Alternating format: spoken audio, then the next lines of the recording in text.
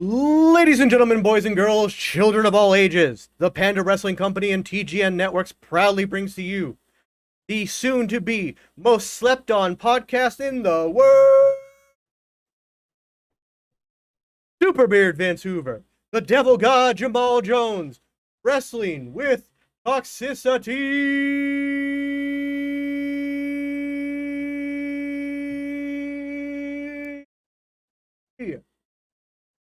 Oh, that hurt. I'm old and fat and shouldn't be doing that. That's okay. And sorry for the technical issues. You guys should not have been hearing me, but you heard us, so that's all good. Welcome everybody to Wrestling with Toxicity. I am Super Beard Vince Hoover. To my right on screen, my left in real, I'm so pointing left, but actually to your right. Y'all know how this works. Y'all been on the internet. That's Devil God Jamal Jones. Welcome everybody. Find us as always every week, Tuesdays, 7 p.m. Eastern, right here on the Panda Wrestling Company Twitch channel. Also, you can find us co-streaming on twitch.tv/the Geeks and Noobs, as well as on YouTube. Go to youtube.com/TGN Networks. That's TGN Networks.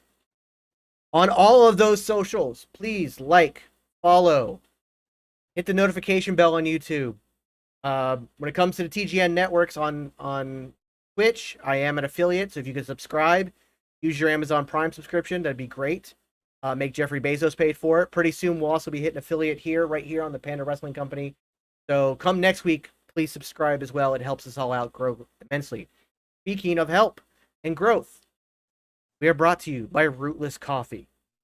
Go to rootlesscoffee.com for the absolute best non-brand coffee, non-brand coffee in the world. Use code Panda Wrestling. I'm gonna make sure I get this right. I'm sorry. Use code Panda Coffee, PANDACOFFE. That's PANDACOFFE. 15% off all non-branded coffee and merch. So rootlesscoffee.com. Now, all that fun jazz is out of the way.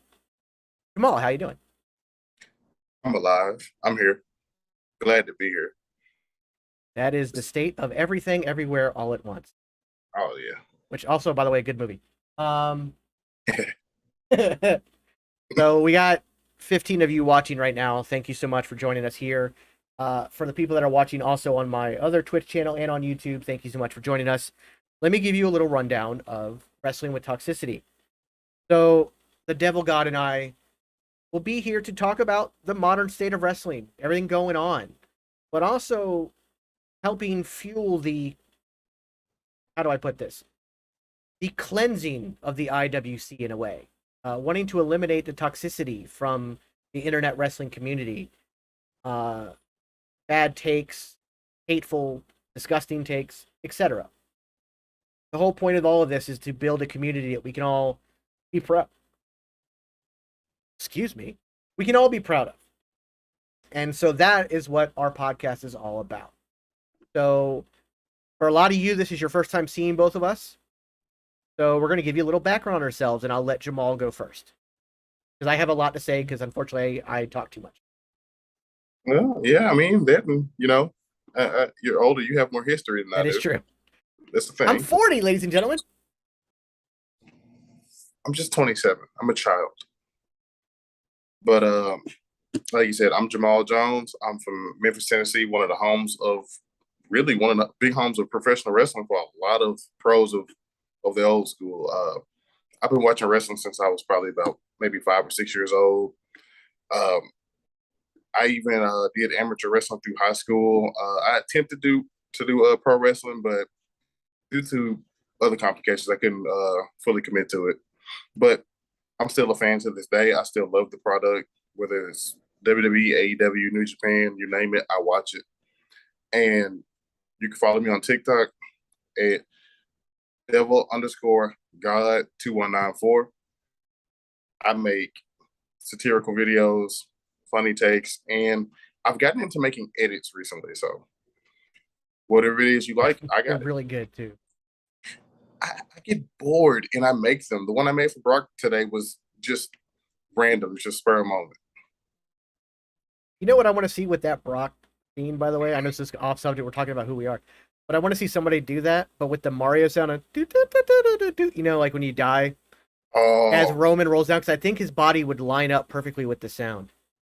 I think I can try to make that work. I think that'd be funny. I think that'd be funny. I can try to make that work. Um, You have so the floor. uh, as far as I go, for anybody who doesn't know who I am SuperBeard Vince Hoover. I have been doing stuff similar to podcasting for the last decade plus. Um, I'm huge in the comic books, which is where most of y'all know me from, but I'm also big in the wrestling. So much so that I was actually a pro wrestler for 4 years, from 2004 to 2008. I trained at the Steve Kerr School of Hard Knocks, which the WWE bought and subsequently turned into FCW and then into NXT. I've worked all throughout the Southeast and got to wrestle some amazing people. I've worked dark matches on shows for both WWE and for TNA back in the day. And pro wrestling is something that's been in my blood for a very long time. It's something I've been a fan of since I was 6 years old, and it's never gone away. Um, so it's something that I've always loved talking about. Something that can always be great for conversations. It's a fun thing to talk about. It's like your favorite show and your favorite sport all in one. So it's like water cooler talk in both ways. So that's exciting. And unfortunately, my camera froze. This happens Jeez. from time to time. So give me just a second. We're gonna keep going though. It's okay. Technical issues happened. Not a big deal. Just Zoom is being. It's my Zoom. That's what it is. Give me a second. We'll be right back. Right back. I need to make a sign for that. I actually have a BRB. That can do this. Be right back. But we're good. We're good. Just my camera's frozen, but it's okay. Happy birthday, Vince. Thank you, Jason, for that. I'm trying to keep up with all the comments. Let me switch my camera here. We're gonna go to the low quality for a second. Go.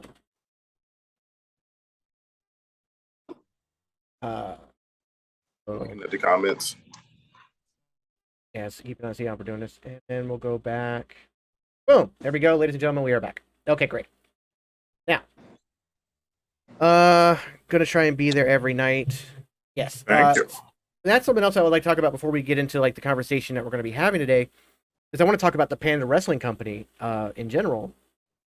So this is something that Love Panda has kind of put together with this community, and I say community because if you have seen how we've been over the last 2 weeks through Discord and everything else, there's some amazing people involved in this. So there's following our show, we have Phil Lumet's Outside the Brand show.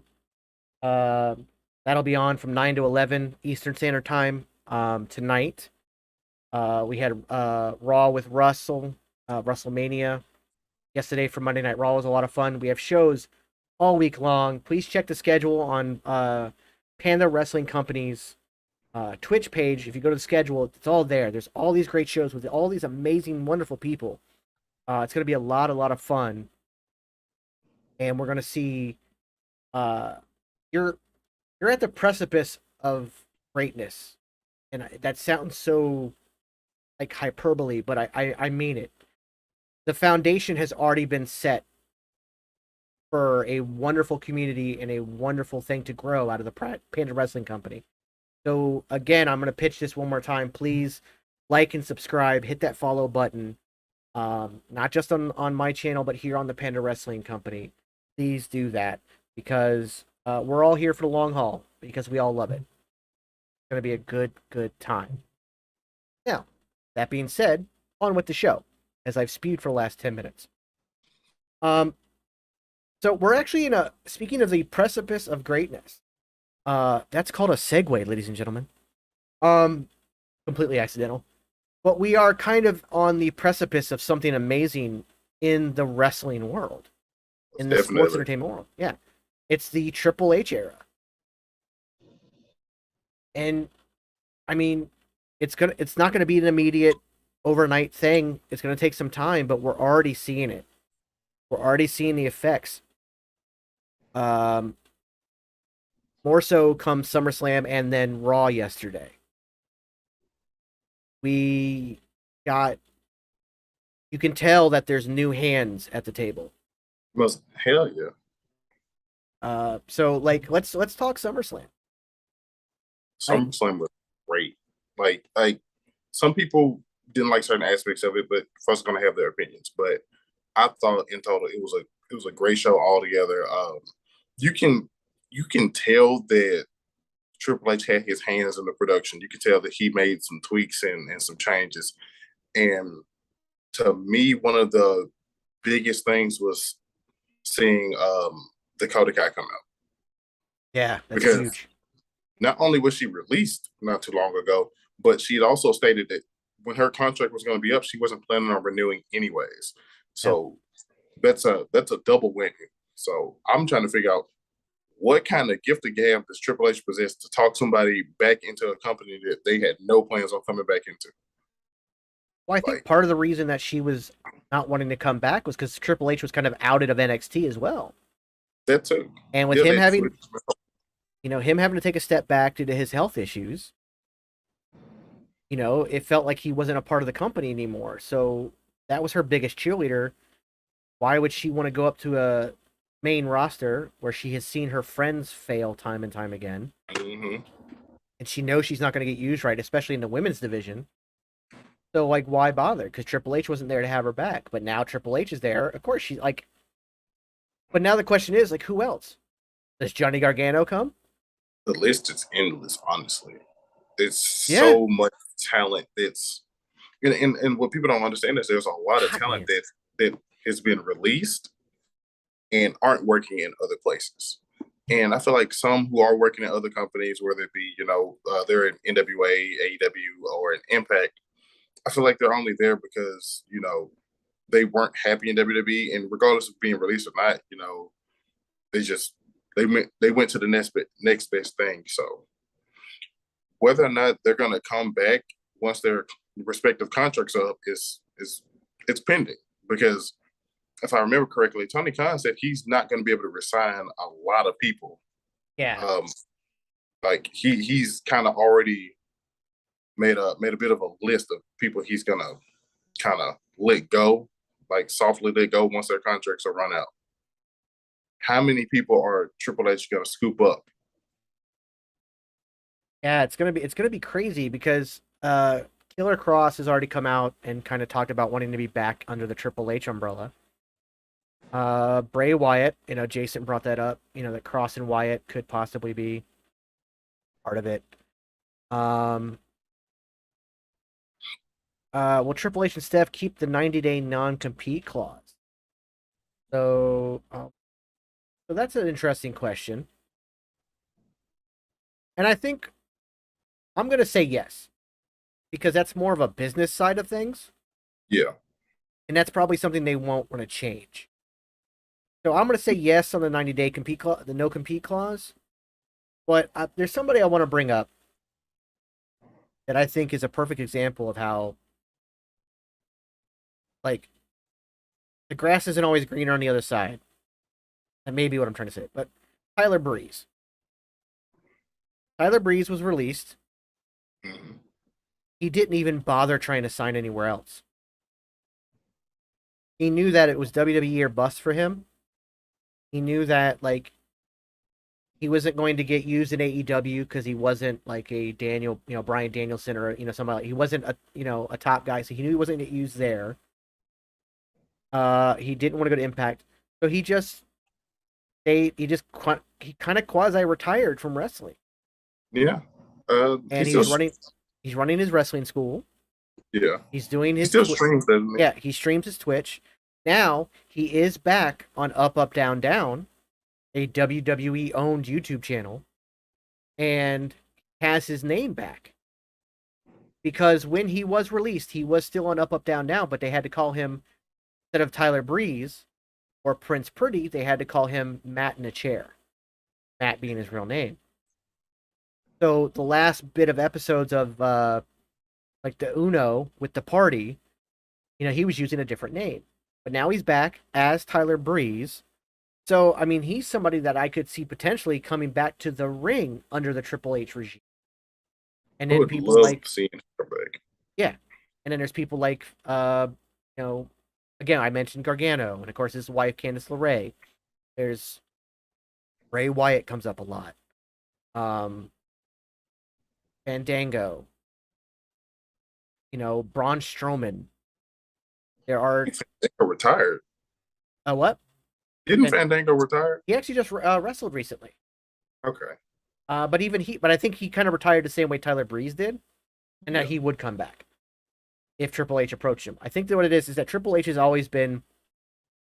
I know some people want to hark on the the Golden Shovel burial times and all that stuff, but the executive Triple H, especially, has been beloved by the locker room on every Definitely. facet, and the fact that he's not only head of creative but also the EVP of talent relations is huge.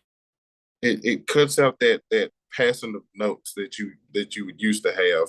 If you had an issue, you go to someone in creative, or vice versa. You don't have to worry about the next step in chain of command. It's all one guy. If you have a creative issue, go to Triple H. If you having contractual issues, so you need to hash something out about what's going on with your contract. You go to Triple H. You don't have to go back and forth between who was the last head of creative? What, between Vince and whom else? Who else shared that with him? Bruce Pritchard. Yeah. You had John Laurinaitis as head of talent relations, which was the worst miss. Yeah. Jesus Christ. That was just not a good call. No, no. Like the amounts of the amount of interviews I've seen of like shoot interviews of wrestlers who have talked about the the call from Laurinaitis. Yeah. That opening line, hey kid, yep, here it goes. Yeah. Like, I'm not gonna be like, I don't understand those wrestling YouTube channels. And I won't call them out by name today. Maybe in the future. But there's a lot of them that have a very toxic take on the whole situation. In that, Vince is senile. Vince is insane. Da da da da. He's not senile. no. The man was not senile at all. Uh, Out of touch, absolutely. Yeah. Came from an old school mindset of surrounding yourself with people you trust and not learning to open that circle up, absolutely. Why Yeah. he kept bringing back people like Pritchard and John Laurinaitis, et cetera, et cetera, et cetera. Why people like when Paul Heyman was head of creative for SmackDown for all of a month. It didn't work because he couldn't trust Paul Heyman to do the Vince McMahon style. Yeah. Because that was more of a figurehead promotion. And the reality of it, it was, oh, look, Paul Heyman's now going to be in charge. Everything's going to be different. But the reality was, it was just me, Vince McMahon, telling Paul Heyman what to do. And I feel like creatively Paul Heyman could have done something great with it, but Oh, absolutely. he just wasn't going to give anybody else the chance. He it's like he'll throw out a feeler and let you run with it for a spell, and then he just cut the legs away from underneath it if he doesn't necessarily like it. Not that it doesn't get fan approval, he doesn't like it. Yeah. But here's the thing. If you spent the last 4 decades building one of, if not the biggest sports companies ever, you have completely revolutionized the entire industry. Because let's face it, without Vince McMahon, there is no AEW, there is no Impact, there is no New Japan, No, there is none of these independents you guys love now, like GCW and everything, MLW. None of that exists without Vince McMahon. He completely changed the game. And he also brought wrestling out of the carny fairground bingo hall limit mm-hmm. and brought it to a national, international, global stage. Turned it from a freak show to a spectacle. Yeah. And when you are that successful in shaping everything, and you come from an era where you don't change what works, kid, yeah, you're going to kind of be stuck in your ways because you're a billionaire who has damn near single-handedly done this. So who's going to tell you you're wrong? Who's to tell you, like, look at what I've done? So, and also, so and of course, he also openly admits he has an ego. Oh yeah, it's obvious. But no, I don't think Vince McMahon was ever. I don't think he's senile. I think that he's just stuck in his ways because he is an egotistical, and I don't mean that in a bad way, but he is an egotistical billionaire. Like, built this gigantic success literally with his last dollar. He put every dollar he had, including a loan from his father, into the first WrestleMania. Had that failed, his dad would have had all the rights back to WWF, Yep. and we would not have any of this. Because it was Vince Senior and all of his partners. Yeah, Vince McMahon Senior would have sold the territories back. Yep. That would have been the end of it. So, but at the same time, obviously, 40 years of the same thing gets stale. And you've got somebody with a brilliant mind for the business who absolutely loves where the business came from and is a historian of the business, but also sees the future of the business and is open-minded to the future of the business in Triple H. And we're seeing that now. You saw that at SummerSlam. You saw it last night on Raw. Last night on Raw was leaps and bounds different than it's been over the last several years. And it's still not exactly where he wants it to be yet. We're in the beginning phases of it. Get a crawl before you walk, man. Yeah. Definitely. And I think it's a different perspective coming from someone who has firsthand been at the top of the company, who has, he's literally been at all different facets of WWE. He's been a complete nobody. He's been a mid-carder. He's been a top guy. He knows Triple H knows what it feels like to be at every point of the business, because people forget that, hell, he had the job out to Ultimate Warrior once. Like, don't forget what happened after the curtain call. Yeah, that was part of his punishment. He was the only one who could be punished. Yep, because Hall and Nash route, Shawn Michaels was too big to do anything to, and Waltman was, not to be mean, but X-Pac was kind of irrelevant at that particular time. There was nothing you could do to him. You can't bury somebody who's already buried. Yeah, his best match was just the roll up on Scott Hall. That was it. Triple H, who had a little bit of steam at the time as the blue blood, perfect. He got peeled back from the main event scene for at least 2 years, maybe 3. Yeah, he was supposed to win King of the Ring. Yeah, the year that Austin won it. We wouldn't have Austin 316 had things gone to original plan. Man, all that happened because of a hug. Yeah. Now, I mean, kayfabe is dead. Man. And I was talking about... Jason brings up the Triple H started in WCW. Yes, he did. So he even saw the opposite side of the railing as well from WWE. Yeah, he saw the competition side. He was so that's John a good point Paul as well. Levesque. He was John Paul Levesque teamed up with William Regal. Well, Steven Regal at the time. Steven Regal at the time, yeah. So yeah, I mean, that's another great example. He was also on the competitor side of things. He's literally seen it all. And then, of course, he's gone up to, he's been with the executive side of things. Yep. Now he's married into the company. I actually watched today. It came out today. And I know a lot of people are not a big fan of Logan Paul. And I get it. I understand. But he has a new episode of his podcast, Impulsive, out with Triple H. And they filmed it Saturday morning before SummerSlam. And a lot of good stuff came out of it. And Triple H is very much focused on the future. He is very much focused on where they can go. He's made it very clear they're very open to listening to people. I mean, he even said, because like Logan Paul made the comment that's like, he's like, I'm 1,000% all in on this, and I know like what the internet is, I know what social media is, and I have so many ideas. And Paul's like, I want to hear them all. I say Paul, I mean Triple H. I realize his last name is Logan Paul. So Logan Paul said, I have all these ideas, and Triple H said, and I want to hear them all. He's like, I'm definitely down to hear them all. So it's very, very. There's this weird thing with the wrestling fans where everybody wants to shit on WWE because it is kind of stale, and it has been for a while. But lack of competition does that. Yeah. So many years without competition will do that. Also, people fail to realize it is a publicly traded company. It is not solely owned by Vince McMahon anymore. And the problem is that if AEW ever goes public, the same thing's going to happen there. It's going to get watered down because you're going to have to deal with the board. You're going to have to be even more focused on sponsors, etc. Also, I want to mention something like real quick. Again, this doesn't fall on Triple H, obviously, because he didn't have any hand in this.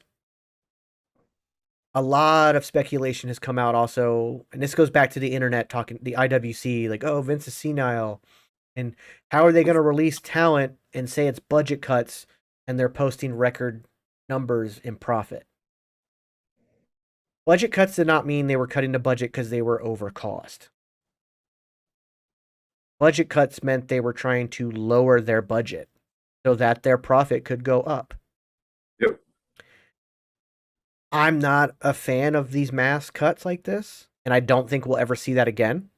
I hope not. Not with Triple H in charge of both talent relations and creative. I don't think it'll be a mass release. Like in April, we have to worry about, whatever day, in April it's going to come mass release. I don't think it's going to happen again. However, I do think we'll see a lot of kind of similar to what AEW is doing, where there's contracts not renewed, that kind of thing. Soft releases. Or just like, this person isn't working out, we're going to release them, like let them go do their own thing. It'll be more like sporadic throughout the year versus, mass release once or twice a year. I don't want another Black Thursday. I don't think that's going to happen again. That was so bad. I think they dropped 12 or 16 people at once. It was a lot. The worst one was, I think it was the 2021 where they released Samoa Joe. Yeah, they released. I think it was like 28 people by the end of the day. Yeah, it was a lot. And then I think by the end of the year, they had dropped over almost 50 people. Yeah.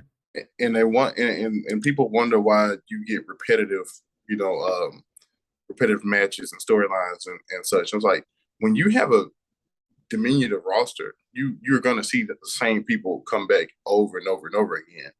They're gonna try to do what works. And whatever reasons they have behind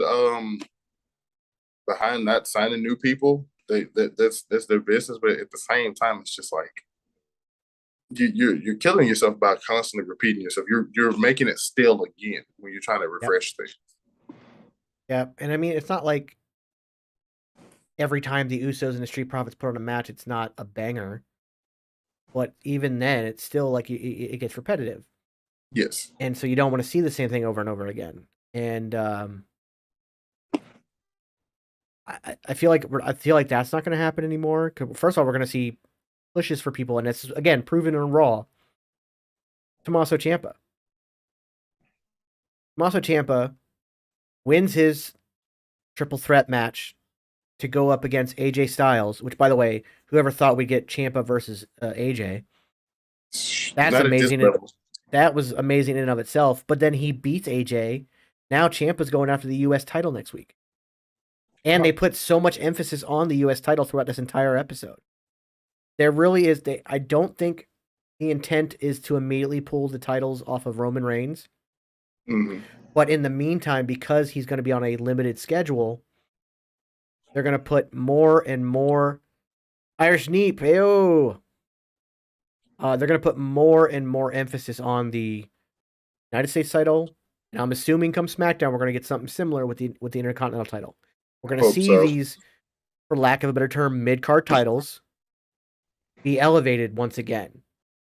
Yeah, because they've spent far too long as these back burner titles. Like at one point the IC title was on the shelf for the entire time Nakamura was holding it because he was hurt. Yeah. And it's just it was so weird. Like the last time I saw the IC title defended at WrestleMania was years ago. It's been a long time. Yeah, And these titles have great history. well, they also, and the thing is, I know that, like, especially when it comes to the Intercontinental title, Husky, welcome. Thanks for joining us. Triple H obviously has a history with the IC title. Him and The Rock traded it back and forth, and in one of the greatest rivalries in all of wrestling. So he obviously has history there. He also knows the history of the U.S. title, and the people that held that title, including his mentor Ric Flair. Mm-hmm. And so so many amazing people. So he understands the importance of those titles. He understands the importance of that. And so he is absolutely going to elevate those titles back to the prestige that they should hold. Exactly. And understand that also the point of their prestige is not, especially in modern wrestling, isn't just the title itself, but the fact that they can be used to elevate a new talent to the top of the card and eventually put them in a championship thing. I expect, we already saw it with Ciampa, how he got a push this past week. I expect people like Ricochet, saw Mustafa Ali have a tremendous showing. Great match. Yeah, that ending in that triple threat with The Miz and Ali and AJ Styles. I love that sequence. I love that. Is one of the most. That is one of the coolest things I've ever seen. And that was something else that Triple H talked about. And this is where my love for Triple H really kind of took a step up. In that podcast where he's talking with Logan Paul, he kept comparing WWE to movies, and then he explained why he does that, because it is a form of entertainment. He's like, but like the spectacle of huge special effects is awesome, and you might leave that theater going, wow, that was really cool to see. That was very stunning. But then you forget it. But if there's a great story to go along with it, and he goes, it's one thing to have all these flips and huge high spots, but if you don't have a story to go along with the match, we saw that on Raw. Yeah. That spot, with that ending spot where Ali hits the 450 and literally bounces up into a Styles Clash, which AJ hits on lands Ali on top of Miz and then rolls Ali over and gets the pin. That was just one of so many incredible spots in that match, but every spot told a story. It wasn't just high spot for the sake of high spot. And so allowing the wrestlers to be themselves and tell the story, allowing another aspect is allowing Michael Cole to not have somebody in his ear the whole time. Michael Cole in the last 2 weeks has already been way better. You can tell he's comfortable. You can hear it. Oh, and did you catch his little slight he said recently? He said things have changed. Yeah. Like he's Michael Cole. 25 years. But between the introduction of Pat McAfee and now Triple H being there and allowing him to just be himself and having, hey, you have 25 years experience. Run the fucking show. The change in Michael Cole is insane. We're going to see that more. I felt like the commentary on Monday Night Raw, it's almost like Jimmy Smith is still getting comfortable. It's not an easy job.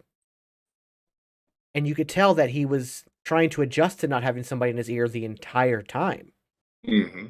But it was still a better commentary. Yeah. And I think Corey Graves will be better. Byron Saxton was definitely better this past week, and I think he will get better.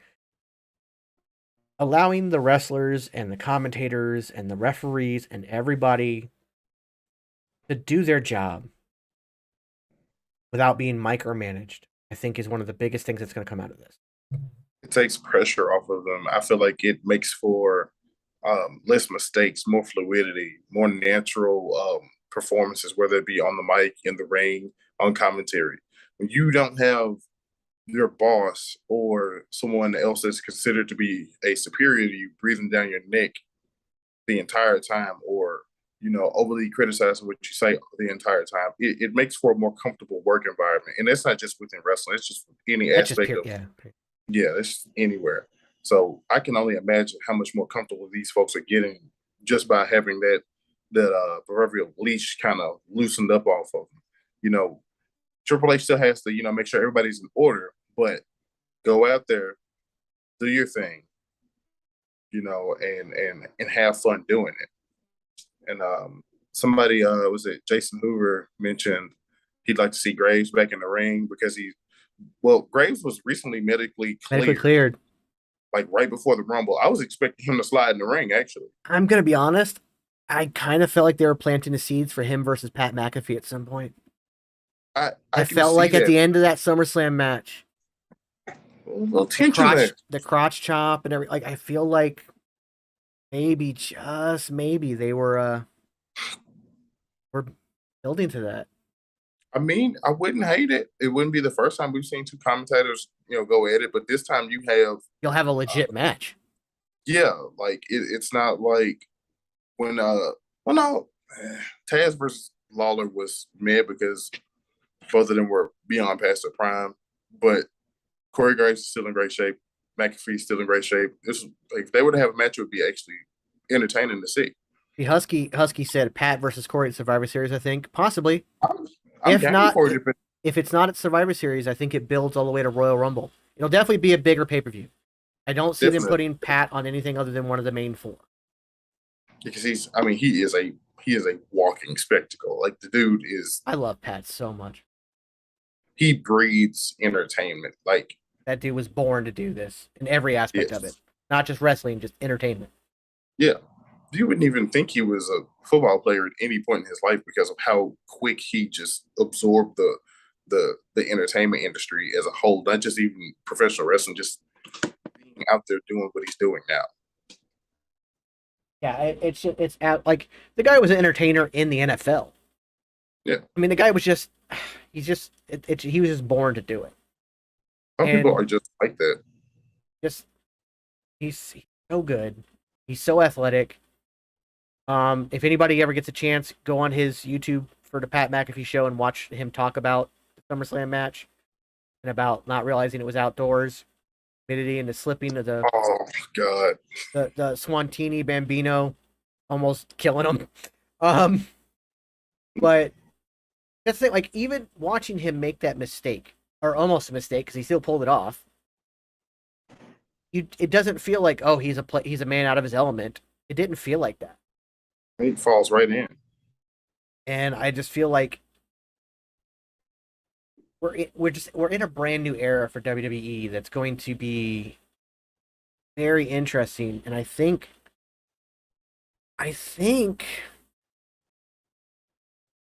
let's call this a prediction. We might be at the beginning of what could be a new Attitude Era. And when I say that, I mean the numbers and the spectacle and the growth. Now, I'm not talking about going back to Attitude Era storylines. I mean that just something of that kind of boom. But what that's going to happen is that's also going to make AEW better. It's because it's going to force them to be better. Definitely. Competition breeds success. And if the WWE starts to spark a bigger pool, and just like, it's going to force AEW, and AEW is already starting to fall into certain tropes and certain ruts. And repetitive storylines and such. Yeah. And or just random storylines out of nowhere. That don't have any continuity to them. They're just there. The fact that there's now blood on every single show. In fact, I don't think Jon Moxley's had a match where he hasn't bled since he's been back. I don't think so either. Like, I'm just like, a little color is fine, but it goes over the top, right? Yeah, it does. Like, and then you have guys like Danielson who are out because of other health issues, and you're overdoing the I'm not even gonna call it a full blown death match, but the hardcore matches, the no holds barred stuff, the barbed wire match with Kingston and Jericho was meh, to say the least. I didn't care for it. You know, there's a time and place to do these kinds of matches. Hence is why WWE, even during the Ruthless Aggression and Attitude Era, they didn't over bolster, having too many overly bloody matches. It'll be a here and there thing, and it would always be for a certain, reason. Yeah. It like one of the most iconic pictures of all time is seeing Stone Cold face covered in blood, getting put in the sharpshooter till he passed out. That entire everything about that told a story about how he was not going to tap out. He wasn't going to give up. Seeing somebody blade, like, what was it? Cornette called it out. Like, he didn't even hide it. Jericho, like, obviously bladed mid-match during his match with Kingston. Mm-hmm. It's just like over and over. And how much blood we got to spill literally to keep people entertained? That's the law of diminishing returns. I literally don't care about anybody bleeding anymore in AEW because it happens so often. And also, like, go back to the ECW days. That was legit hard, extreme championship wrestling. They didn't even do it that much. Even they didn't do it that much. Like, and so even, like, I don't know. It's just, I think what's going to happen is AEW is going to start to see a spike from WWE. It's going to force them to kind of rethink their game plan. It's going to force Tony Khan, I think, to bring in some more people for creative. Right now, he's doing it all. Jason asks, do you want to see an AEW versus WWE Survivor Series? Not this year. Right now. I could see a Forbidden Door situation. I don't think they'll do it at a Survivor Series. I think it'll be a separate pay-per-view. I understand the Survivor Series thing, but then you have to have a winner and a loser. Yeah. And we kind of already know who the winner will wind up being. Well, if it's on Survivor Series, WWE's not allowing AEW to win at all. It'll be like when NXT won everything, which was crazy in and of itself.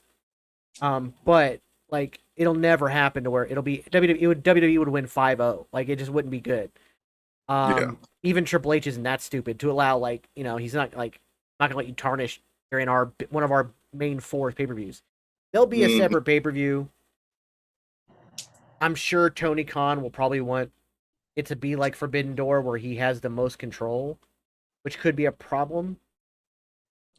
Because even though I know Triple H would probably be more open to working with them, he's obviously going to want some control as well so that his people aren't wasted. But I still believe it's a possibility. It's going to take a few years, but I don't see it happening anytime soon. Yeah, no. Not with the current state of things, no. They're going through a transitional period with a new person behind creative, and he's got even though he has a solid idea of what he wants to do and has shown he can do it, he still technically has to get his feet wet with being in control the entire time. That was something else he talked about in the podcast, was that he's having to very suddenly step into impossible shoes to fill. Yeah. And he's not doing it alone. He has a team. No. And I think that's important. I think it's really important. I kind of want to throw this out there to everybody. It's in the chat right now. And what are your thoughts on the future of the WWE with Triple H in charge? Like, is this something that you guys are like super excited for? You think it'll be same old, same old? You think it's just going to be a different version of the same thing where Triple H is just picking his guys and everybody else gets buried? I've heard that take. Or do you think that like we're going to see a nice resurgence of the WWE as a brand? I definitely want to throw that out there to everybody as we discuss this. But going back, I want to go back to SummerSlam. Kind of mentioned it, like you didn't even want to call them death matches, even though AEW calls them death matches. I would put the Lesnar Reigns Last Man Standing match over any of the death matches we've gotten in AEW so far. Yeah. Now, part of that is because you have the money and the ability to have the spectacle that was that tractor. Yeah. Oh God. But I just think the story it told as well, including the theory botched. Well, let's not use the word botched. Don't like that word. You don't like that word. The unsuccessful cash in attempt, because he never Yeah. actually cashed it in. Get the shit kicked out of him. That's what happened. Yeah, but I think that whole thing it told a story, It did. It and did. I do think it kind of closed the chapter. Hopefully, on the Roman Reigns Brock Lesnar feud. We can only see. Time will only tell. But at the same time, it was announced earlier today that supposedly Brock Lesnar already know when he'll be back. And I didn't see when. I didn't get a chance to read the article. I just saw the Because you know headline. he takes recharge time off. He'll take, I think, anywhere around 2 to 3 months to kind of just gather himself together and reappear. Gotta fix the color of this chat. I'm excited for the slow grow out of the old mindset and the lead up to having a real story to follow. Yeah, I agree. I agree Yeah, 1,000%. definitely. Because Uh, storytelling is very important when it comes to professional wrestling. You can't just have a, all right, if you have a entire event, doesn't matter if it's a pay-per-view or just a regular weekly event, and every match is just spot, spot, spot, flips, spot, spot, flips, flips. You're going to be thoroughly entertained, but what's going to wind up happening is I'm going to give it a week's time. You're not going to remember half of those matches. None of them are going to really stick with you. There's nothing to grasp a hold of. There's nothing to really tie into it. The match will be great. You can probably go back and watch it and, enjoy it, but what's there to remember? yeah, exactly. So Husky says, it's been a long time coming. This is definitely a brand resurgence without a doubt. It is the possibilities to be great. And I think Brock was slated to come back for January for the day one event. That's what I've been hearing. It's possible. Why not? The day one event is meant to be a spectacle. Yeah. It's meant to be just a kick off the year with something really cool, really big. Brock Lesnar is still a main event attraction. Yeah. As There's much no as people don't denying want that to guy. admit it, Like, it's a put him in there with draw. anybody. I don't care who you put him in there with. He's gonna draw. Yeah. There are some wrestlers, no matter how much people gripe about them, no matter how much people want to say they're boring or whatever the case may be, they can draw. And even for folks who say they don't like them, they're still drawing. They're drawing you because you're watching to watch them lose or to watch Hey, whatever happens. hate money spends just the same as regular money. Exactly. To quote Triple H, he said, "If no I want one to get did, that on a shirt. oh, definitely." Hate money. Anyway, yeah. Because Triple H said it best. He said, if ain't nobody hating on you, you ain't making money. You ain't doing something right." And he's not wrong. He's not wrong. Because people are going to dislike you no matter what you do. John Cena's been a babyface his entire career, and people loathed him through a good majority of it. Yeah, he was only liked back in his Thugonomics villain days. And then he became a baby face and very quickly was hated. Jimmy the Loop says, Suplex City, bitch. Brock will always draw a crowd for sure, one way or another. I'll go ahead and highlight that. Thank you, Jimmy the Loop. Definitely. And you're absolutely right. And by the way, if you've never seen Brock Lesnar in person, I highly recommend it. Love Panda can tell you, we got to see him live at Royal Rumble. The dude is. I'm certain that Brock Lesnar is 11 feet tall and equally as wide. It doesn't make sense how large this man is, even though he's not super tall. Like, the aura around him just makes him like he is the epitome of larger than life. It's insane. He is big. But he's also, you know what? And here's what blows my mind, and people don't even realize this about Brock Lesnar. Yes, he is the beast. He is the conqueror. He is absolutely massive and legit one of the toughest people in the world. He's also one of the best sellers in the business. Yes. The dude can sell his ass off. Like, you think about guys like Dolph Ziggler and Shawn Michaels, they were some of the best sellers ever. But Brock Lesnar is definitely up there. That dude can sell. And when he sells, especially now, it means so much more. And it's double over because of how big of a guy he Yeah. is, and he can do it so effortlessly. Like his sales of Kurt Angle's German suplexes back when they were having their feud. Oh my God, that AEW or not AEW, the AMC show Rivals. Please, everybody, watch that. The Kurt Angle episode with Kurt Angle and Brock Lesnar. My God. Bruh. Some of the best shit I watched when I was younger. Like their feud, everything about their feud was entertaining. From the comedy stuff to the actual matches they had, everything was great. I still But, remember exactly where I was watching WrestleMania 19 when Brock Lesnar did that moonsault and almost killed himself. dude, I was at a place called they've changed names 3 or 4 times now. It was a wings place. I could drive right to it right now. I don't know what Prime Time is what it was called back when I went. I don't know if it's still called Prime Time now. Prime Time Bar and Grill. It was me and my ex brother-in-law who wrestled and trained with me and a couple other wrestlers. We were eating our wings. My ex brother-in-law, he looks a lot like Brock Lesnar. He's like, if you suck Brock Lesnar in a dryer for just a little bit, that was my brother-in-law. He's just slightly shorter, slightly less wide, but massive, and could still and moved like a cruiserweight. Guy was 6'1" and moved like a cruiserweight. But Brock Lesnar was his favorite. We're watching the match, and we all on the big screen watched that big ass dude, and we all watched that moment of hesitation, and we both just grabbed each other's arms like, oh no, he's gonna die. And sure enough, the flip lands on his head, and if the dude didn't have a neck the size of a tree trunk, would have oh, that died. would have been bad. That would have been so bad. And what people don't know, when he was in OVW, teaming up with Shelton Benjamin, he Use it did all the that time. movie. Yeah, it was regular. It was part of his regular repertoire. He didn't do the F5. He didn't do it. He used to do that. That was one of his finishes. And he had the same. Also, can we note how high he got?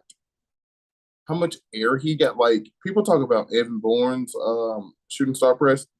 Brock Lesnar got some hang time on that thing and some distance too. Yeah, because Kurt was 3/4 of the way across the ring. He wasn't in Yeah, the middle. He was 3/4 of the way across the ring.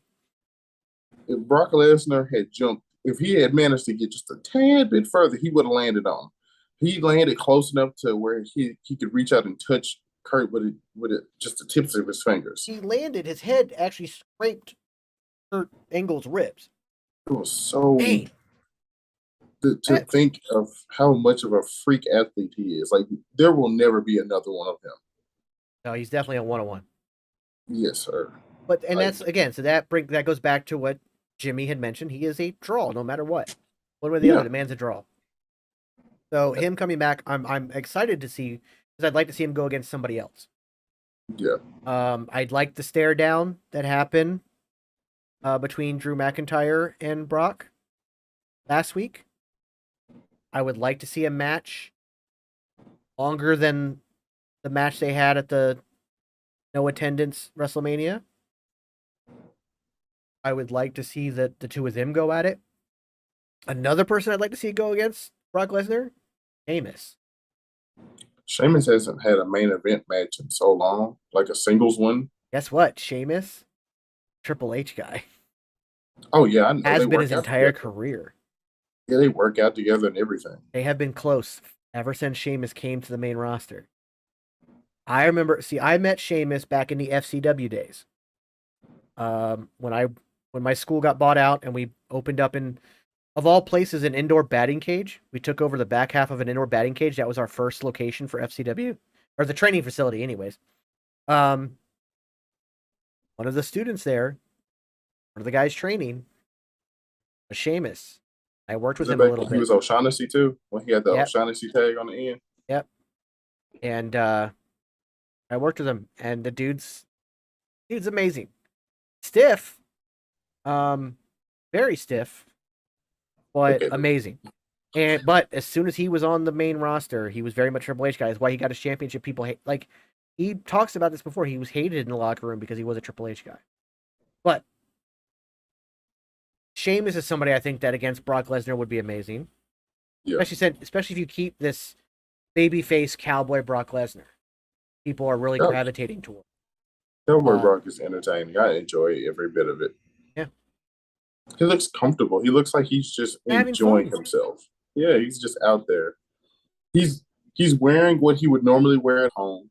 You know, they got slapped a couple of other Brock Lesnar skulls on it to so they could sell it, but he's I just mean, out I'm there wearing comfortable. I'm wearing the Brock Lesnar Evolution shirt. Oh I yeah, love this shirt. dude, I saw a Um, picture of him when he was in college when he was wrestling. Christ, do you know how quickly I would have forfeited if I saw him across the mat from me? yeah. Sorry. Like, wow. He Nope, wins. taking Wins. my headgear off. Like, what do you mean you forfeit? He's going to eat me. This isn't a wrestling match anymore. This is dinner, and I'm on the menu. I'm good. I'm I out. did not sign up to be someone's sacrificial lamb. This is not it. So we're getting ready to enter the second hour here, and I want to pose this question to not just you, but to the audience. Going back to what we talked about earlier, we've already seen a push with Champa. Who else do you think we're going to see get a push now that Triple H is there and more open to everybody and not just the big guy? Who do you think? And chat, please let me know what you think as well. Who do you think we're going to see get a push? I know we mentioned also Ricochet, um, which we can go further into, but who do you think is going to get a push? I know someone I want to see get a push Go for it. because I've been at bat for him since forever. Um, once the current storyline with what got going on right now ends, I want to see Finn Balor back in the act like actually reclaim a title he never lost. The dude is Absolutely. the inaugural Universal Champion, and people forget that. Dude's a cripple. He's a Triple Crown champion. People forget that he is slightly decorated inside of the realm of WWE. Like he he's small, yeah, but what does that mean? Doesn't mean Rey anything. Mysterio's yeah, Rey Mysterio had a couple of world title reigns in WWE, and people love him. People love Finn Balor. Finn Balor deserves a lot more than what he gets. He does not deserve to be treated like he's a little guy Yeah. because his aura is massive. I think that's one thing I think that we're going to see the little guy era, the little guy being like looked at as the little guy is over. Triple H has always been a big guy. He's always been a big guy. Like he's a big, massive, Yeah, muscular dude. But he's yes, also, he talks about Sean Waltman, 1, 2, 3 Kid. He talks about Shawn Michaels. Like he understands and look at the guys he pushed in NXT, like Finn Balor. He's that era of the little guy versus the big guy. That's over. I really do think so. Um, and just to go along with that, Husky says Finn Balor needs that Universal title for an actual run. I agree. I yeah, agree. Alpha agrees as well. 10 out of 10. I agree. it's Um, me. Jason brings up the women's division as a whole, and I think we're already seeing that with the return of Dakota Kai, with Io Sky, with Bailey. What Raw was and what it showed in the women's division just on Raw, and now we have the rumors that Naomi and Sasha should be coming back, thanks to Which Triple I'm H hyped taking for. over, I'm hella hyped for it. and they'll be on SmackDown, I'm sure. I mean, we're seeing it. The women's division is going to get play. It's going to get boosted, Yeah, and we're going to because see a true women's evolution. somebody, Johnny Wrestling, Jason also brings up. Yeah, Johnny Gargano. I feel like he will come back yeah, because and get a legit like push. Because again, I think the age of the little guy being a little guy is over. yeah, because it's. I feel like the peeling back of that idea started so much longer ago. Like when indie scene started popping off, when you had this massive group of guys who are all considered to be top stars or known names today. When these guys were pretty much in their early years on the independent scene, wrestling out of PWG and Ring of Honor and things like that, guys like Adam Cole, Tony Nese, Johnny Gargano, and so on and so forth. When they were coming up, when they were like brand new, they were, unknowingly redefining what wrestling was going to wind up being in the next 10 years. And people love them now, and thinking back on it, folks who were stuck in the old school ways, the way I wouldn't mind seeing the way come back, with Theory taking the helm instead. But he was second. He wasn't even second fiddle. He was just like the rookie of the group. He was just treated as he's there. Yeah. But with smaller guys now, they don't need to be treated like they're little. I understand the David versus Goliath type feuds, and I'm not against that, but putting a guy like burying a guy just because he's not 260 pounds, cut clean, covered in muscle and hair, doesn't make him not a good wrestler. Just like Exactly. being that big doesn't mean anything, because we've seen guys like Chris Masters who had the look that WWE traditionally went for. He was Lex Luger 2.0, but he couldn't draw very well. Once the Master Lock was over with, he was nothing. But then you have guys like Rey Mysterio, who's been small his entire life, and he continues to draw over and over and over again, no matter what he does. Another example is Nathan Jones. Massive dude. Massive dude, had the pure look and just was not. It just didn't work. It's Uh, that's the key. Is I think Triple H understands that it's not what you look like; it's how you get the crowd to look at you. And so I think that's a big thing. So as chat continues to think about who they want to see pushed, who they want to see benefit from the Triple H era, I will remind everybody, go to rootlesscoffee.com. That's rootlesscoffee.com. Use the code Panda Coffee to get 15% off all non-branded coffee and all the merch. Get some of the best coffee out there that isn't belonging to some massive giant corporation. Instead is run by real people who care about their coffee. So rootlesscoffee.com. Use code Panda Coffee for 15% off. Panda, speak of the devil, mentions Johnny Gargano. Yeah, that's a name we keep throwing out there. Somebody said Cameron Grimes. Cameron Grimes for sure. Cameron Grimes For is sure. he is awesome. Dude is Yeah. When I saw him come when they came to Memphis and he was here, dude is just charisma all over. He's just bathed in it. Yeah, And he can put on yeah. He's got a hell of a charm to him. He's got a good in ring style that I enjoy watching. Doesn't matter if he's a babyface or a heel, he can do either. He's very versatile in what he can do. But his conversion from heel to babyface was so organic. Yeah, it didn't feel forced. It didn't feel like No. you're making it happen. It just Bring a guy like that to the main roster, man. There's so much you can do. Did you just see Grimes with the Intercontinental title? Just think about Grimes with the Intercontinental title. Oh, he's gonna be mad, man. He's gonna be over as hell with it. Like I would love to see him hold any title, honestly. But I see title reign from him. Great. Yeah. Grimes versus Riddle. That match has happened before Riddle. Oh yeah, it's good. It was good. That match has happened before. It's good. In fact, that's actually one of the matches that happened when they came to Memphis. Now that I think back on it, because it was Riddle versus Grimes. Grimes was still relatively new at the time. But yeah, I would like to see them do it again at the stages they're in now, with Riddle being as over as he is and Grimes being as over as he is. I would like to see that.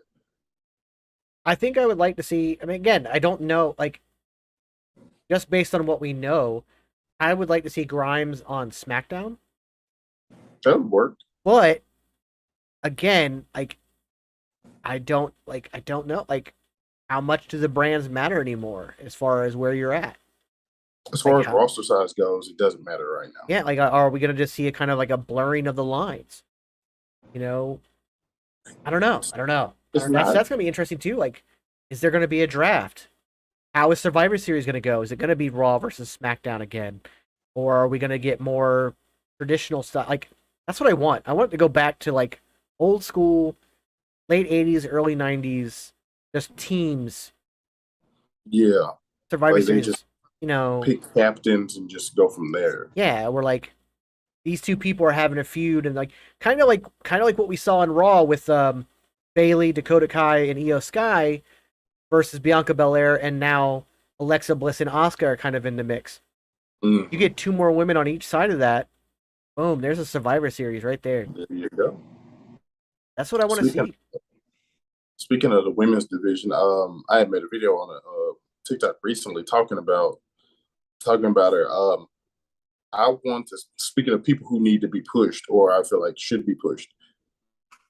The Queen of Spades Oh has God, been yes. laying dormant for entirely too long.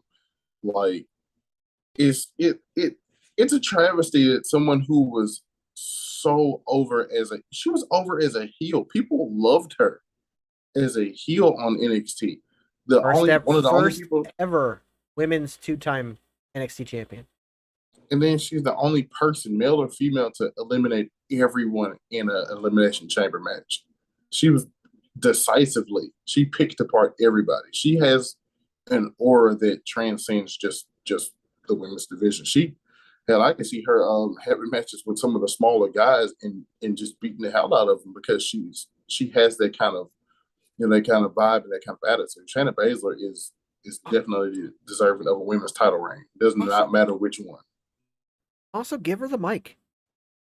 She can talk. She is really good. Like if anybody ever needs to see it, go to Up Up Down Down and see her on there, or go to G4 TV and watch Attack of the Show. It's one of the earlier episodes where it was Cesaro, her, and The Miz were guests, and she's awesome. Like just allow her to be her, but like Jason says, allow her to be a monster again, as she should. Now, I saw this take. I don't know if it was on TikTok or on somewhere. I think it was TikTok. The four horsewomen versus the four horsewomen. Now, Jessamine Duke is not wrestling anywhere right now. No. Mina Shafir is on AEW, but I believe on a pay per match contract and not a locked in contract. Yeah, kind of like Mickey James doing. Yeah. Of course, Ronda right now they've written her off storyline for a little bit. Same with Obviously, Becky. they've obviously turned her heel. Now the only other option, the only other obstacle, not option, is that Charlotte is legit hated now. Hate's kind of a rough word, but is legit disliked by Becky, Sasha, and Bailey. Like that is not a work, that is not a rumor, that is legit backstage. Her ego got the best of her and she has pushed away her friends. So obviously it would take some backstage politicking. It's not the word I want to use either. Just some backstage work from Triple H and everybody else to get this to work. But at the same time, I know that Becky and Bailey at least are professional enough that they'll do they'll work no matter what. But this is something that's going to be down the line. Because right now you've got Bailey as a great heel. Becky just had her face turn. Mm-hmm. You would need the four horsewomen to be the face. The four horsewomen of WWE to be the face. Because Ronda is a better heel. Shayna is obviously an amazing heel. Yeah. And bringing back Jessamine Duke and Mina Shafir, it's easier to have them heels at first. So it would take some work. It'll take some maneuvering, but this is something I'd like to see. Yeah, it's not impossible. It's definitely well within the means of them to work it in. It would take some like I said, it would take some twisting and turning because Charlotte is yeah, Charlotte is not in the best light with her fellow stablemates. If they can look beyond that and just do the job, then yeah, we can possibly have that match. It would be a great match if they could pull it off. Pull off all pull past all the backstage mess, but and there's only also time will tell. There's ways of doing it where you don't have to make Bailey a face. That's true. You don't have to make Charlotte a face. They can just coexist. Yeah, it's just like, hey, this is a one and done thing. As much as I don't like you guys, I hate them more. That kind of storyline. We've seen it time and time again. Where Triple H and Stone Cold before Stone Cold went heel, they had a tag team run where they hated each other, but they had to be forced. Not so much. I wouldn't do the corporation is forcing you to do it kind of situation, but still, there's precedent for it. Mhm. Jason brought up Yeah. another good point. Back on Talking Smack when that was going at like the directly after SmackDown, and Mhm. Triple H or not Triple H, R-Truth was on that. Shayna and R-Truth used to have a great thing, and it was always food based. They were always talking about food, but they had a great back and forth. And R-Truth that guy's a gift to wrestling. He's a gift to Yes, he is. everybody. Love R-Truth. People sleep on how entertaining R-Truth genuinely is. Like And he is somehow a that dude's almost 50 years old and looks younger now than he ever has. yeah. Honestly, I yeah. remember I was there. I was working security when he showed up as K Quick in TNA. I remember him back in the day. He looked older then than he does now. Dude, R-Truth was. I remember I was such a I was a big Three Live Crew fan when they were all in TNA together. Um, dude, I remember the feud they had with them and Billy Gunn. They were just calling him the Outlaw because they didn't really have a name for him at the time. They didn't call him Kip James quite yet. But you know, R-Truth. I feel like R-Truth has shown that he doesn't really need to have a top title anymore. He doesn't need to really have anything. The 24/7 championship is probably the best thing I've ever seen him do. But he's just endlessly entertaining. I've never seen him just have a terrible time in wrestling. Yeah, him getting Brock Lesnar to break was amazing. Oh, Uh, Great stuff. That wrestling lady says I can watch R-Truth all day. Absolutely. If anybody hasn't done it already, WWE has a documentary on the life of R-Truth on the network or on Peacock. Go find it. My mom, who is not the biggest wrestling fan, but appreciates it, but she watched it with me and she fell in love with him and absolutely loves him now just from hearing his story and where he came from and what he went through. It's a great, but you also get to see his personality and everything else. You hear his music, which, by the way, dude puts out bangers. My God, yeah, he's so talented. And also, while you're on Peacock, check out the R-Truth game show. That was hilarious. And like how you make something that entertaining over Zoom. I realize we're doing it now, but like we're not anywhere near as entertaining as R-Truth. But what he was able to do while they were during the pandemic and when they were in desperate need for something was great. Absolutely great. yeah, definitely. He's so talented, and the dude can still go. Yeah, My God, he can still go. The fact that he can do what he can do, and like I said, he's close to 50, it's like what is that, 48, give or take. 40, 47 or 48 are truth age on killing.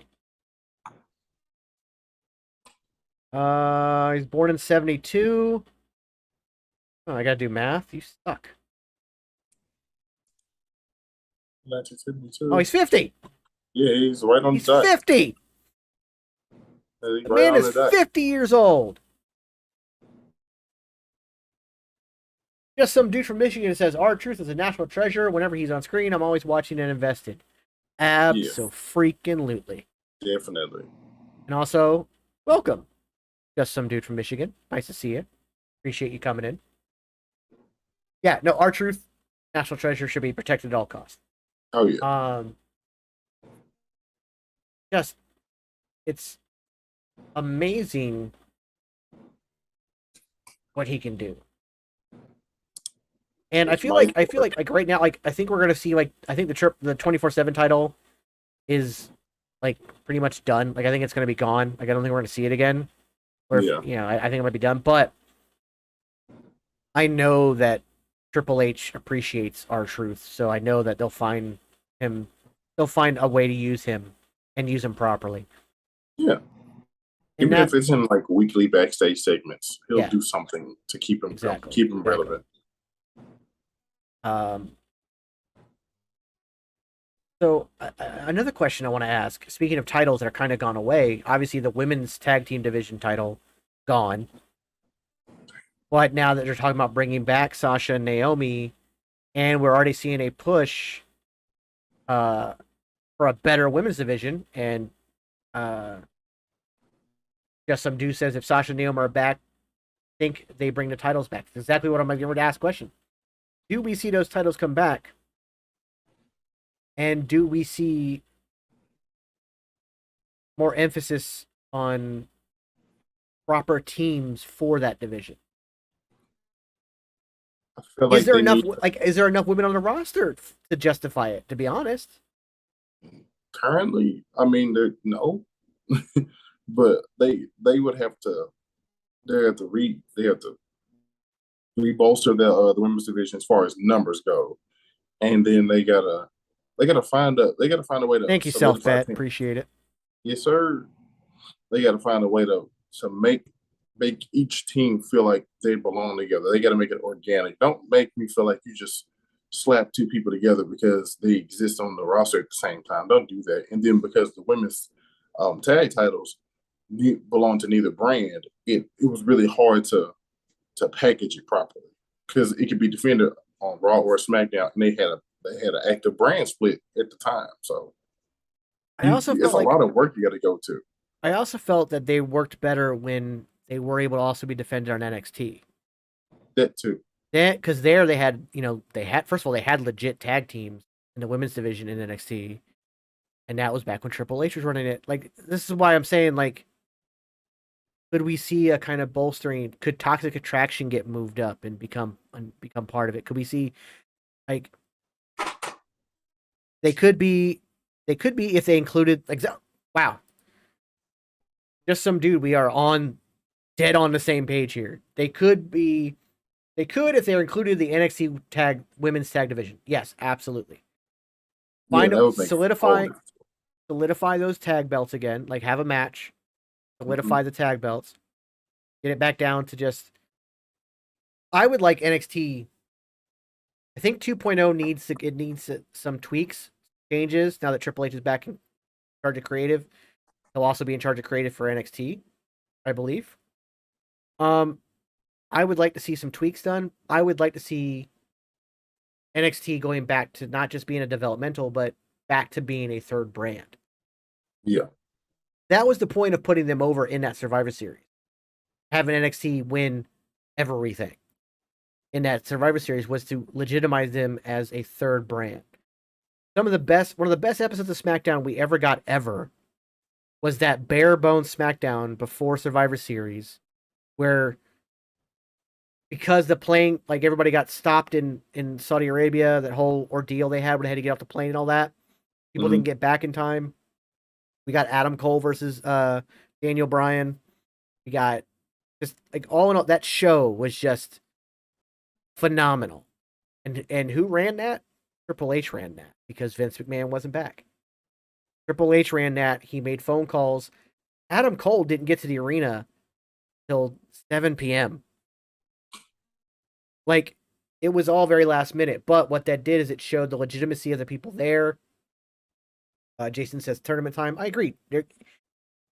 Again, yeah, a tag tournament for the women's division is great, but not until after you establish legitimate tag teams.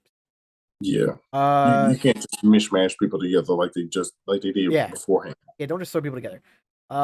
Just some dude says, yeah, they could unify the NXT and women's titles and open it up. And yeah, with Trips in charge, I think it'll become a third brand. But with all the cuts now, it has to rebuild. Yeah, there's rebuilding.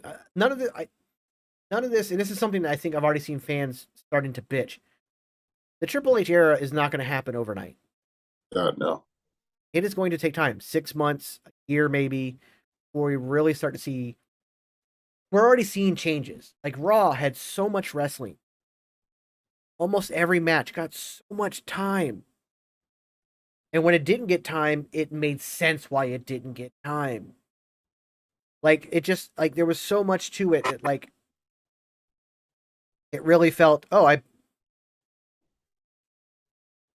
uh Bray Stout, I missed your comment. That was my favorite SmackDown episode. Yes, it absolutely was. It was an amazing episode. It's one of my all-time favorites as well.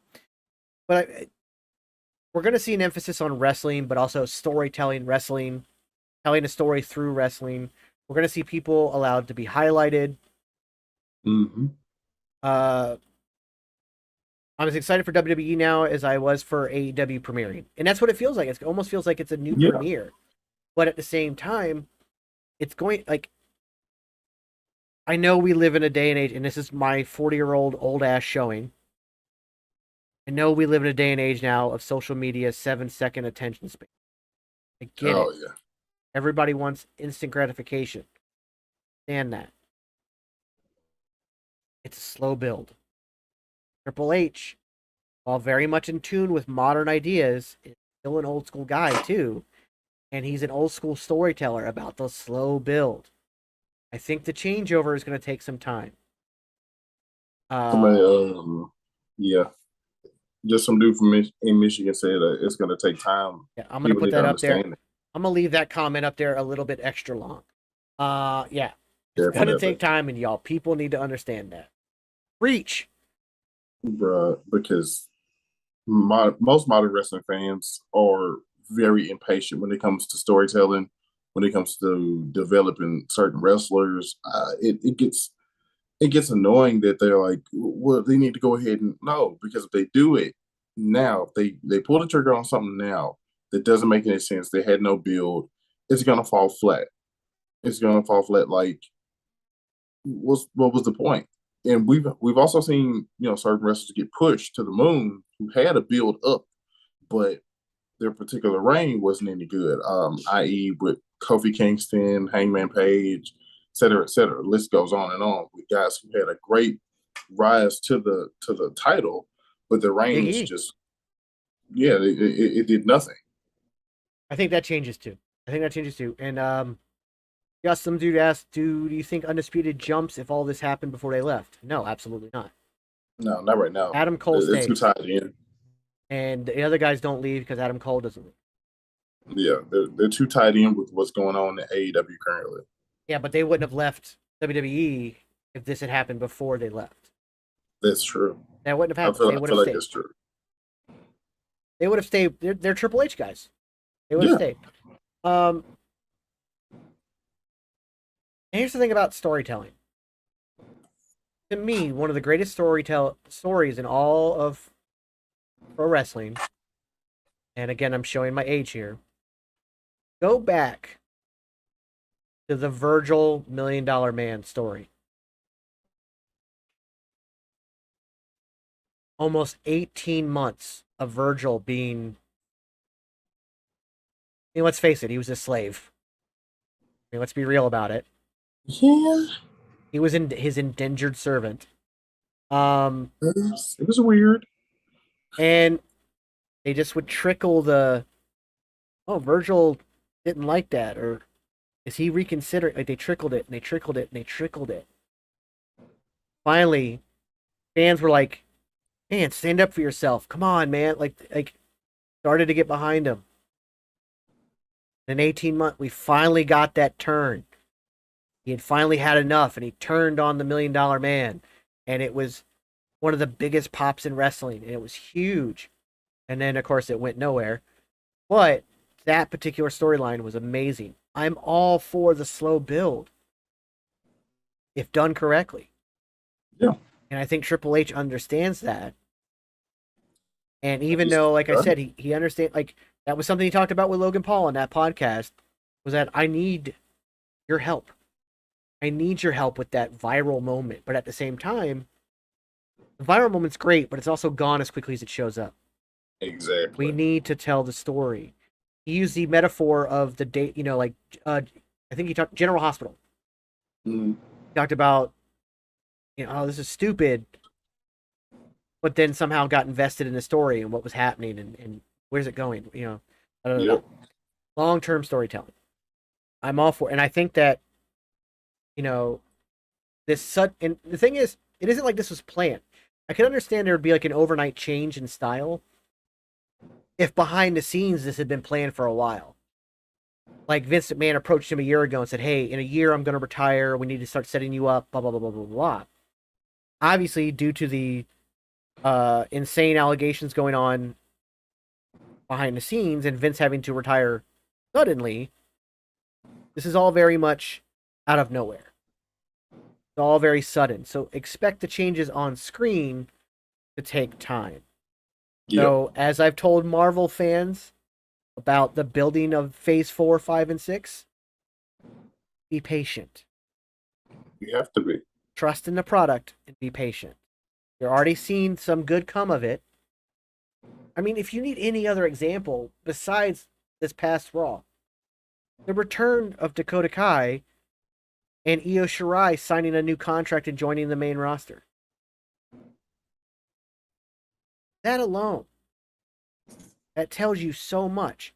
And also the fact that Bayley pitched this trio of Io Sky, Dakota Kai, and herself a year ago, and Vince turned it down. Triple H listened. Triple H was able to get Dakota Kai back. Triple H was able to get Io Shirai to stay, and gave us this thing that he's trusting in one of his top performers in Bayley and her ideas. I feel like that's important, that someone who's in a position that Triple H is in is able to coexist with, you know, with the wrestlers on a creative on a creative basis.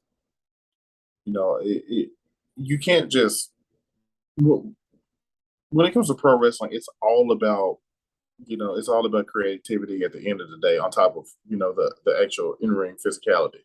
You got to put thought into it. You can't just, you know, control every little bit. Some people may have better ideas than who's ever at the top.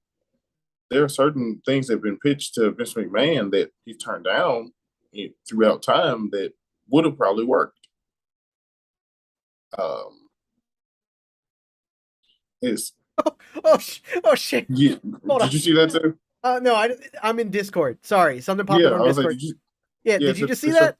Yeah. Okay. Okay, guys. Can I say that I love you guys so much? And I have to tell you what, I'm in the Discord, and Panda just put it out there that Wrestling with Toxicity has beat Ryan Satin's Twitch show today in consistent viewers. He says they don't even know yet, but the reason it popped. I was looking because I'm trying to get my notes up because we're at 8:30. We got 25 minutes left of the show. So I was like, let me get my notes ready so I can make sure that we have it set up for Outside the Brand. And that notification came up. Damn. I actually reached out. Ryan was on live on TikTok, and I reached out to him, said, hey, when you're done, if you want to come raid our thing, we would love to have you. He ignored me after, you know, we had been talking a little bit in the live, and I thought, hey, shoot your shot. And I get it. You know, it's probably, part of it is probably, you know, fan or Fox related. Get it. But no hate to Ryan. I love Ryan to death. He's amazing. But he averaged 10 and we averaged 12 to 13. Mm-hmm. Damn. Thank you guys. Thank you. And by the way, let me also say we can technically add to those numbers because we have 12 to 13 here on Panda Wrestling Company. I've got 6 on my Twitch, and I've got 4 on YouTube. So we can add an additional 10. So by the way, if you are watching on YouTube or you're watching on the Geeks and Noobs Twitch, please, when you get the chance, go over to Panda Wrestling Company on Twitch. Follow there as well. I appreciate the follow on my page and on my YouTube, but also please follow on Panda Wrestling Company, as this is a brand new venture. We're all joining in. It's a great community. If you need proof, we're beating Ryan Staten on Twitch. Damn. So thank you guys. Thank you so much. Thank you. Love every single one of you. So let me go. Now my ego's been stroked. Let me get my notes. All right, so I got that set up for later. Perfect. Yeah, we're in the last half hour here. One more time, I'm going to throw it out there for rootlesscoffee.com. Rootless Coffee, use code PANDA Coffee for 15% off all non-branded coffee and merch. Please do that if you love coffee, which I'm sure you do. And if you don't, buy it anyways. You do it. I don't have a coffee maker. We'll get you. Everybody hear that? Let's get him a coffee maker. Um, but I'm so like over the moon right now. I lost my train of thought. Uh, uh, basically, this whole thing has been a Triple H love fest. But like, I mean, rightfully so. yeah, exactly. Um, there's so much like I think that the whole point of this podcast is to eliminate toxicity in the fandom, right? Hopefully. I think that what's going to help is having a fresh start in WWE Definitely that. because a lot of the hate goes directly towards Vince McMahon and WWE. So maybe, just maybe, see some people kind of like dial back on the hatred here, because that would be like, I know people hate watch things. I get it. I don't get it. I just know it happens. I don't Yeah. understand that at all. Like, why? Somebody mentioned a TikTok, and it was for a different fandom, but it relates to every fandom. Why? Why hate? Why put so much negativity into your own life, into your own soul? Just calm down. And there are people on TikTok specifically who just want to have the most toxic of takes.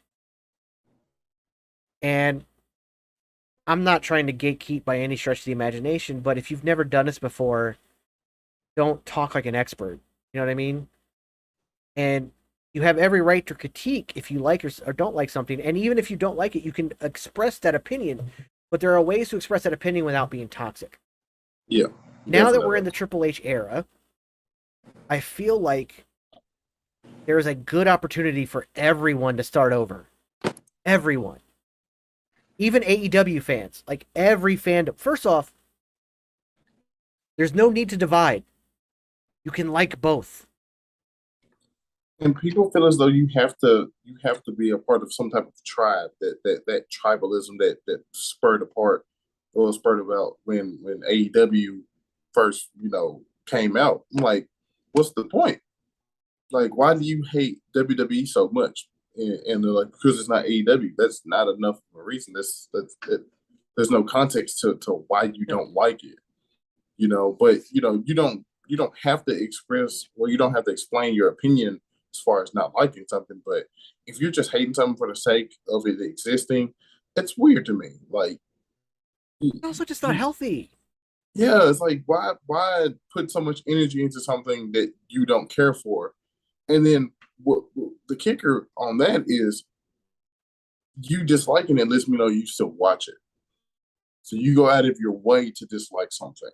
You, like, instead of just completely ignoring it and focusing on what you do like, you take what? How long is Raw? What, 3 hours? Yeah. Take that much of your time out of your Monday to sit there and just brood over how much you don't like it. Yeah. Like, I'm confused. I'll never understand that. And I understand that, like, and this goes all the way back to, like, long before my wrestling days. Like I said, I wrestled from 2004 to 2008. Um, the dirt sheets, man. Even the modern version of the dirt sheets, like companies, like I don't understand why everything has to like wrestling. In the end of the day, it's subjective. Very. What you may call a 5-star match, I may think was just blah, and that's okay. That's okay. There's You nothing can wrong with not. You don't have to agree with everything everybody says. no. Just don't be a dick about it. And that's one of my common things on my TikTok is, you can disagree without the disrespect. You don't have to You need be an that on a shirt ass. too. You can Man, disagree without the disrespect. You don't have to be an ass. You don't have to be rude about it. You can just simply say, I don't agree with you. You know, you can explain why if you want, but but going so respectfully. far, yeah, it's like, you know, going so far as to tell somebody they're just completely wrong for having an adverse opinion of yours is just is bizarre. Like, why? What did I do to you? Like, what? We got somebody from across the Somebody from the pond. UK. ADY11 UK. Welcome, my dude. That's amazing. Thank you. Thank you so much. Please, Salutations. if you can, hit that little heart button and like the page. We appreciate if you could follow us. That'd be awesome. Also, if you could go over to twitch.tv, the Geeks and Noobs, follow us there as well. It'd be great. It is 1 in the morning there. Good grief. Wow. Well, thank you so much for staying up. Appreciate it. Definitely.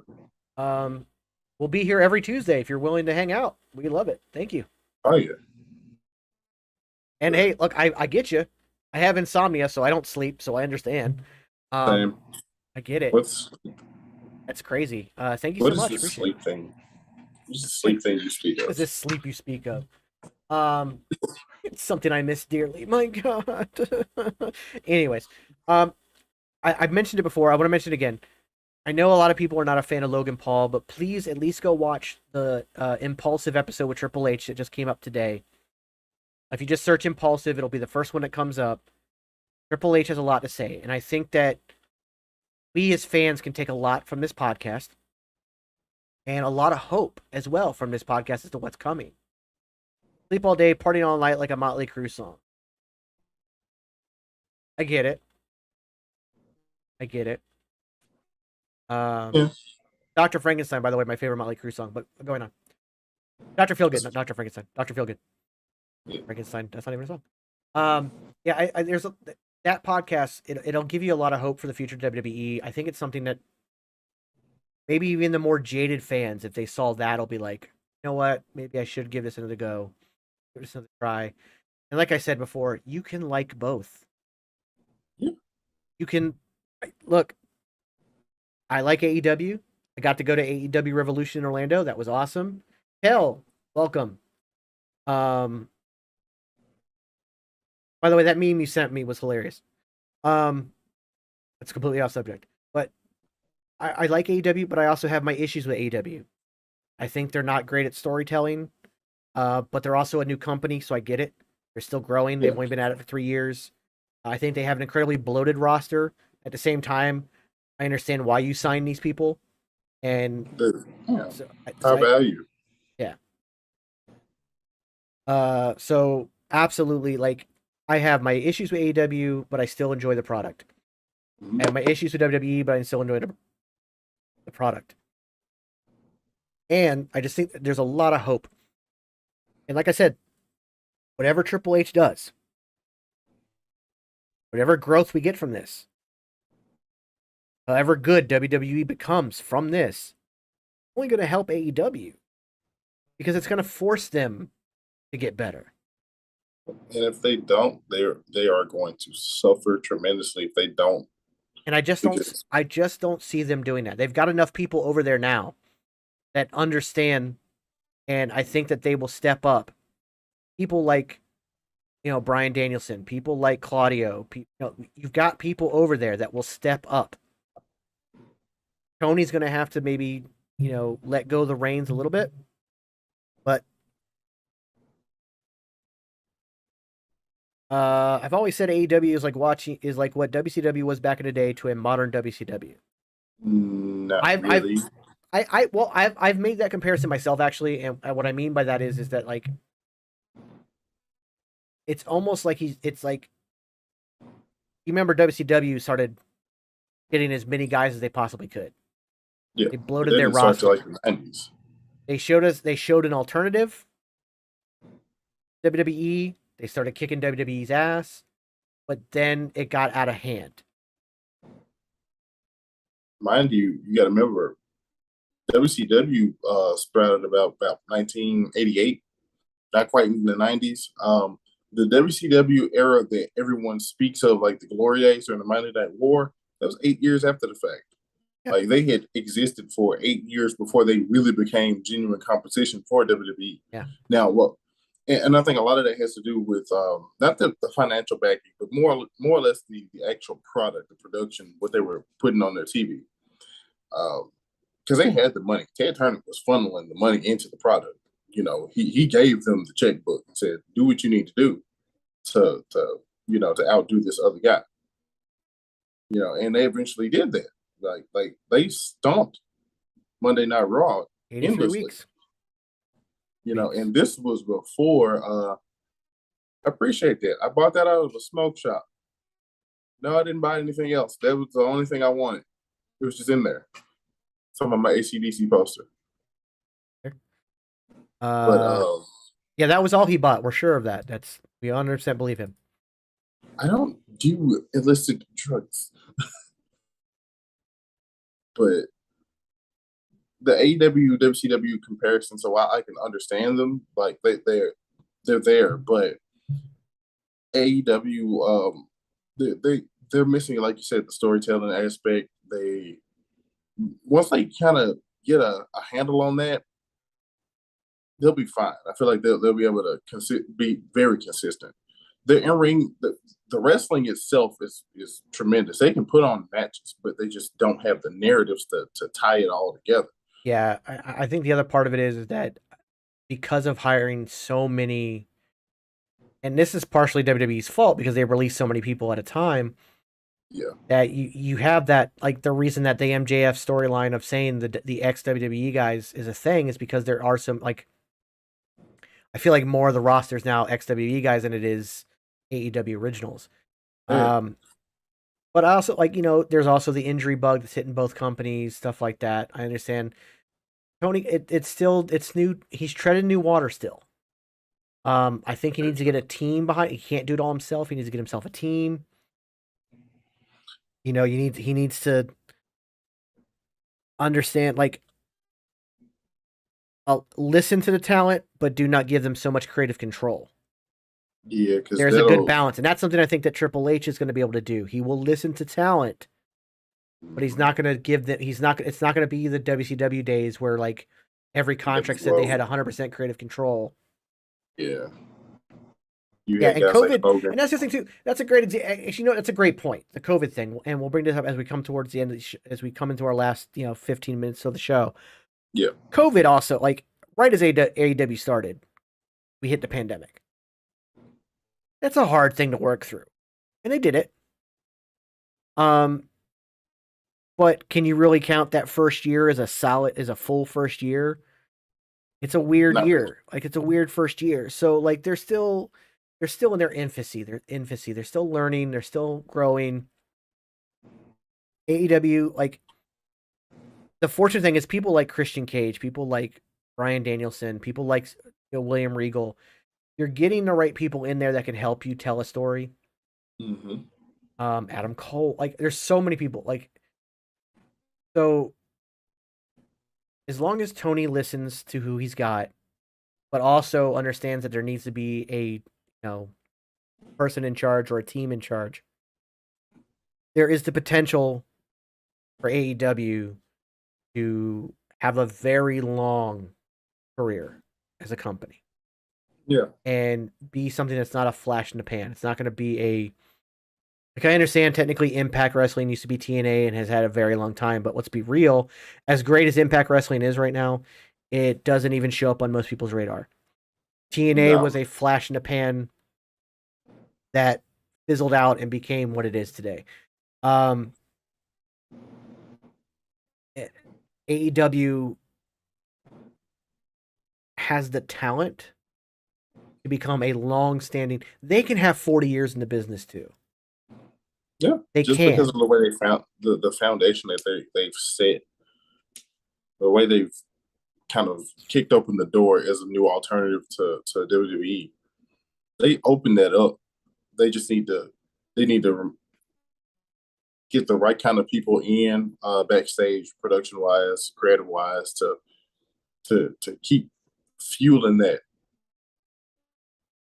The Yeah. last thing they want to do is for the fire to just go out without even a shot of a chance at keeping it going.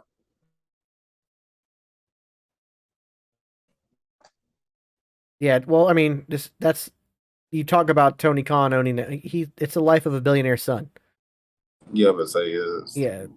his dad. His dad has the majority of the money. Yeah. I mean, they have plenty of money. It is Ted Turner in that sense all over again. Yeah, Jason brings up that the NWA feels like a barroom fed nowadays. It does kind of, but it also like I'll give Billy Corgan credit that they do make it feel like the old school NWA with the set and the way they do interviews. I'll give him that, but it's not something. It doesn't have NWA doesn't have the prestige anymore that it used to have. dude, danced for so long. Yeah, like I said, Ring of Honor. Like I remember back in my wrestling days, I used to wrestle. I wrestled a few shows for Full Impact Pro, which was the sister company. It was the Southern Company version of Ring of Honor. Working guys like CM Punk, Bryan Danielson, etc. Um, I think that with the purchase of Ring of Honor, there is a possibility not to use it as a developmental, but to really build it. I'm not into the AEW dark matches. Yeah, that's another problem. Is it's like so many talent on AEW dark and elevation that nobody knows about. Um, this is again where we got to talk about patience. Yeah, If AEW can find a way to find its own streaming service, even if it's like that's say partnering with like HBO Max or something, which has been talked about. If they were given a channel on HBO Max where you can go, like I understand YouTube, you can go watch those Elevation and Dark anytime, but if everything's on one streaming service, it feels more like television than it does YouTube. Because right now, it just feels like you're watching an indie fed on YouTube. It doesn't feel like, you know, it doesn't feel like AEW. So no. there are so many things that can happen, and I think that as WWE approaches this new Triple H era, it's going to kind of force Tony to understand that okay, it is a true competition. We have to be better. Let's look at what they're doing and take the best of what he's doing and do that. I do think we're going to see that. I do think again we have to. AEW is so fresh; they're so new, and the fans are rabid. Like I said at the Revolution show, they were insane, and it's almost like I always equate the AEW crowd to an ECW crowd. Oh, yeah. But they're quick to turn on people in an AEW crowd too. They're quick to call you out for mistakes, and they're quick to call you out. You know, Hypercritical. yeah. And I think maybe let's dial it down and just enjoy the show. And that's one thing I will say. If you go to a WWE show, now I haven't been to one in the Triple H era, but I was at WrestleMania in Tampa. I was at the Royal Rumble in St. Louis. I've been to house shows. I've been to Raws and SmackDowns. Like I said, I worked dark matches for Raw and SmackDown back, 15 years ago. The crowd has always been just a fun crowd. Yes, there's always going to be those idiots in the crowd. McGruber, unfortunately, had 3 idiots sitting behind him who literally stated that they bought tickets solely to say hateful shit the entire time and hate on it the whole time. They literally spent their hard-earned money to go to SummerSlam to shit on the product the entire time. And then the stuff they said didn't even make sense. What was my gimmick name in WWE? Well, in WWE, I was just billed as Vincent Lee. Because my independent wrestling name, I was the Ace Vinny Lee. And so when I worked a dark match on SmackDown and I worked a dark match on Raw. Both times I was just billed as Vincent Lee, which is actually my middle name is Lee. So I don't know if you can look it up and find me. I doubt it, but because I know the dark matches weren't televised, and this is also 2007. I want to say 2007. Yes, 2007. or was it late 2006? Either late 2006 or early 2007. Late 2006 because it was December. Late 2006. Um, so I don't even know if it'll come up on anything, but those were not ever aired or yeah. Around the Benoit thing. Oh, I have stories about Benoit, but here we are approaching our final 5 minutes of the show, so I don't want to get into that right now. That's a whole Yeah. All I will say was that Benoit was supposed to come down to FCW and do a training session the Wednesday after the weekend of everything that happened. So yeah, that's a whole nother story for a whole nother time. Maybe next week or maybe never because it's very touchy. But maybe one day we'll talk about it. But as we're beginning our wrap up here, I do want to thank everybody who's been along with us in chat. Thank you so much for viewing. Even if you didn't say anything, I appreciate you viewing. Once again, let me say, rootlesscoffee.com. Please go there. Use the code Panda Coffee for 15% off your non-branded coffee and the merch. Also, there is merch for the Panda Wrestling Company. So you can go there. Thank you, Panda. I appreciate it. Actually, I'm going to put that up on the screen because I love praise. Words of affirmation are one of my love languages. I'm actually one of those rare breeds that does all 5 love languages, ladies or gentlemen. I don't care. Whatever. Everybody praise me. Stroke my ego. No. So again, Panda Wrestling Company. There is merch available. You can find the links for that on Panda's TikTok as well as on page. Also, if you're on the Geeks and Noobs and you're following me there are Geeks and Noobs merch on that channel as well. Eventually, we'll have Wrestling with Toxicity merch. We'll get there one day. Don't worry about that. Actually, if you have thoughts on it too, let me know. If you're following on YouTube, the merch store is available on the Twitch channel. Also, if you go to the geeksandnoobs.live, go there for that merch store. We will be back next week as always. Jamal, anything you'd like to say to everybody as we sign off? Thank you for watching. I appreciate it. This is really surreal to me that people actually want to listen to me blab about professional wrestling. Absolutely. As a final note, I just want to say I do believe that I think like we saw it in the chat, we saw it from some of this, we're seeing it on TikTok. I think we are. Thank you so much. Thank you so much, Addy. Addy, I'll say Addy. I hope to see you next week. Sorry it's so late for you, but I appreciate you coming in. I thank you so much. That's great commitment on your end. Thank you. Also, Bree, thank you so much. Appreciate the kind words. We are looking at a